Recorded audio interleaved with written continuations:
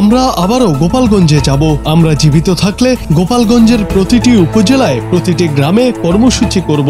জাতীয় নাগরিক পার্টি এনসিপির আহ্বায়ক নাহিদ ইসলাম এসব কথা বলেছেন। তিনি জানান, গোপালগঞ্জের প্রতিটি ঘরে ঘরে উড়বে জুলাই গণ অভ্যুত্থানের পতাকা। গোপালগঞ্জ মুজিববাদীদের হবে না, বাংলাদেশ পন্থীদের হবে।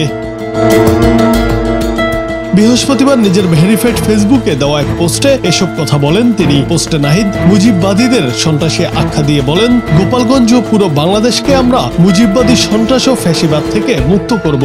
আওয়ামী লীগ যুগের পর যুগ ধরে গোপালগঞ্জের মানুষের জীবনকে বিপন্ন করেছে, মুক্তিযুদ্ধকে করেছে কলুষিত এবং সনাতন ধর্মাবলম্বীদের সঙ্গে বেইনসাফি করেছে। আমরা এই পরিস্থিতির পরিবর্তন ঘটাবো।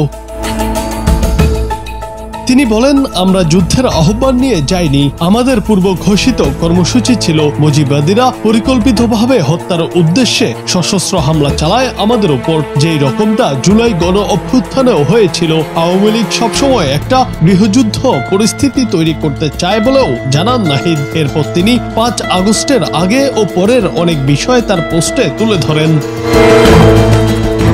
এদিকে গোপালগঞ্জে গতকাল সংঘর্ষের ঘটনায় বেশ কয়েকজন নিহত হয়েছেন। এদের মধ্যে ছাত্রলীগের একজন নেতাও ছিলেন বলে জানা গেছে। শান্তি ফেরাতে জেলা জুড়ে জারি করা হয়েছে 144 ধারা।